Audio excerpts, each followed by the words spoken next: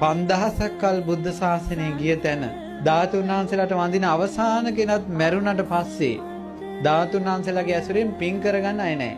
අන්න එතකොට මුළු ලංකාවෙම තියෙන ධාතුන් වහන්සේලා මේ උතුම් ස්වර්ණමාලී සෑරජාණන් වහන්සේගේ මුදුනට එනවා. ඉරිදීව. අබෑටයක් පමණ නමුත් තු ධාතුන් වහන්සේලා වඩිනවා.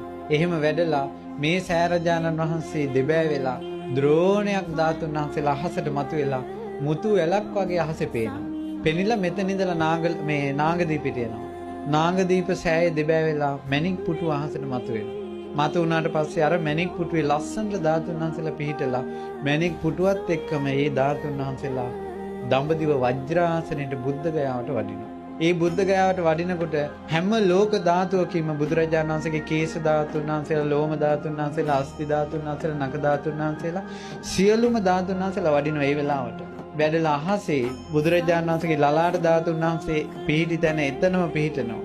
අකු ධාතුන් වහන්සේලා පිහිටනවා. ඒ තැන්වල හැම එකක්ම අබෑටයක් නමුත් ධාතුන් වහන්සේලා පිහිටනවා. පිහිටලා බුදු සිරුර මැවෙනවා.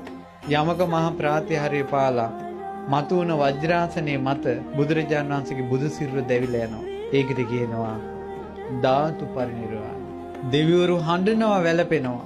බුදුරජාණන් වහන්සේ පිරිනිවන් පානකට ධාතුන් වහන්සේලා තිබ්බ නිසා, රහතන් වහන්සේලා හිටපු නිසා මිනිස්සු හිත හදාගත්තා. එදාන් පස්සේ තුන් ලෝකෙටම බුදු කෙනෙක්ගේ ධාතුන් වහන්සේලා නැහැ. හඬනවා, වැළපෙනවා, පෙරලෙනවා දෙවිවරු. මනුස්ස ලෝකෙ මිනිස්සු මේක දන්නේ නැහැ. එදායින් පස්සේ මේක අපායක් වගේ මේ මනුස්ස ලෝකේ. මිනිස්සු එදායින් පස්සේ ප්‍රතිමා, බුද්ධ ප්‍රතිමා, බෝධීන් වහන්සේලා ස්තූප ඔක්කොම අතුරුදහන් වෙලා යනවා. නැති වෙලා යනවා. ආයෙ වඳින්න බෑ.